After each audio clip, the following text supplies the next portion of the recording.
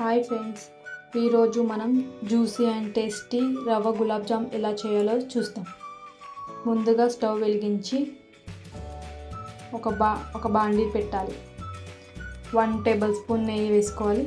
నెయ్యి వేడెక్కాక 1 కప్ పాలు పోసుకోవాలి. మిల్క్ని బాగా మరగబెట్టుకోవాలి. మధ్య మధ్యలో కలుపుతూ మంచిగా మరగబెట్టుకోవాలి. లైట్గా చిక్కబడేంత వరకు మరిగించుకోవాలి. ఇప్పుడు 1 కప్ బొంబాయి రవ్వ తీసుకొని అందులో వేసుకోవాలి. మంచిగా ఉండలు లేకుండా మధ్య మధ్యలో మంచిగా కలుపుతూ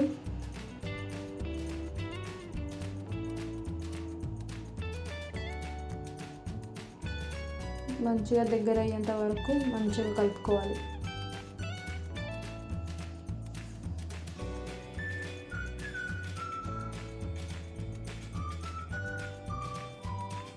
ఇప్పుడు ఒక ప్లేట్లోకి ఆ రవ్వని తీసి పక్కన పెట్టుకోవాలి. కొద్దిసేపు దాన్ని చల్లారనివ్వాలి.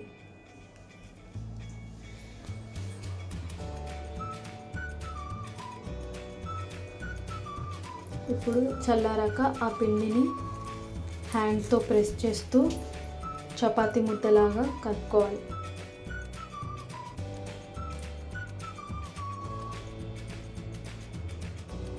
మంచిగా ప్రెస్ చేస్తూ కలుపుకోవాలి. చపాతీ ముద్దలాగా కట్టాక హ్యాండ్స్కి కొద్దిగా నెయ్యి అప్లై చేసుకొని చిన్న చిన్న బౌల్ లాగా ఉండలు కట్టుకోవాలి. పగుళ్ళు లేకుండా ఉండలు కట్టుకోవాలి. అప్పుడే గులాబ్ జామున్ నూనెలో వేయించేటప్పుడు పగలకుండా ఉంటుంది. చిన్న చిన్నగా ఉండలు చేస్తూ మంచిగా గట్టిగా హ్యాండ్తో ప్రెస్ చేస్తూ ఉండలు కట్టుకోవాలి.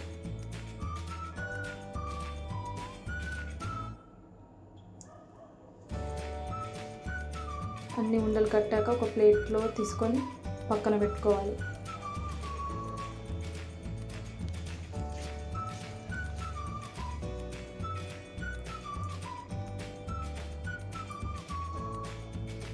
ఇప్పుడు ఒక బాండి పెట్టుకొని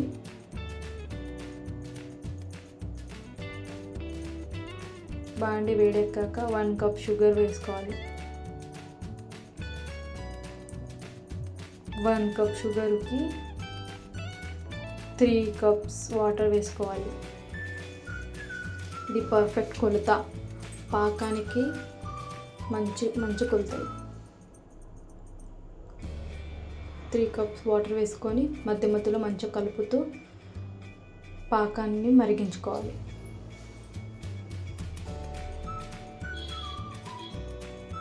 పాకం బాగా మరగనివ్వాలి. మధ్యలో కొద్దిగా సాఫ్రాన్ వేసుకోవాలి. సాఫ్రాన్ వల్ల కొద్దిగా light colour, golden colour types వస్తుంది. మంచిగా మరిగాక కొద్దిగా చిక్కపడనివ్వాలి. లేత తీగ పాకంలా వచ్చిందా చూసుకోవాలి. 2-3 ఇలాచీలు వేసుకొని మరిగించుకోవాలి. ఫ్లేవర్ కోసం ఇలాచి కొద్దిగా చిక్కపడ్డాక ఒక బౌల్లో తీసి సైడ్లో పెట్టుకోవాలి. కొద్దిగా చల్లారనివ్వాలి పాకాన్ని. మళ్ళీ బాండి పెట్టుకొని ఆయిల్ వేసుకోవాలి. ఆయిల్ వేడెక్కాక గులాబ్ జామ్ బౌల్ని వేసుకుంటూ మంచిగా కలుపుకోవాలి.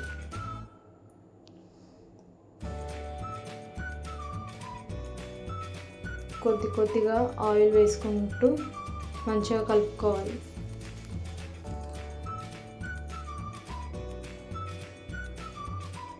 మంచిగా గోల్డెన్ రంగు వచ్చేంత వరకు వేయించుకొని ఒక ప్లేట్లో తీసుకొని పక్కన పెట్టుకోవాలి. మళ్ళీ మిగిలిన బౌల్ని మళ్ళీ వేసుకొని మంచిగా కలుపుకుంటూ మాడనివ్వద్దు. మంచి గోల్డ్ రంగు వచ్చేంత వరకు వేయించుకోవాలి.